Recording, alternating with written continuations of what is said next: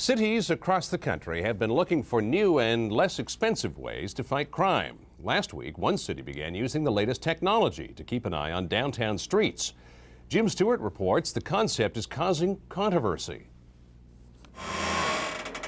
In Baltimore, they're giving a whole new meaning to the term RoboCop with the launching of a project to blanket the city with 200 robotic cameras and a high-tech assault on street crime.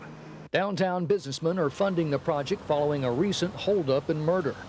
The goal of the program is really to add one more tool to our arsenal to create a safe downtown and inviting downtown. The concept is simple. Zoom lens cameras are trained on streets and intersections and monitored by police from 11 different locations.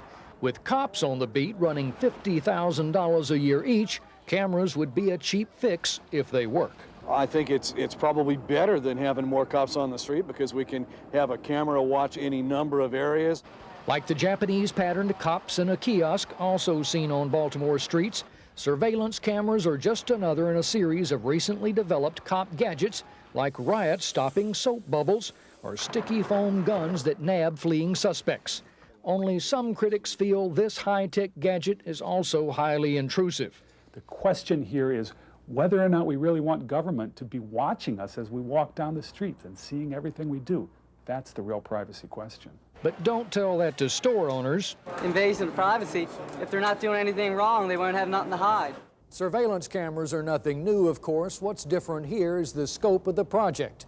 A camera on every corner, just like there's already a camera in every bank. Only, as one wag noted, that is yet to deter bank robbers.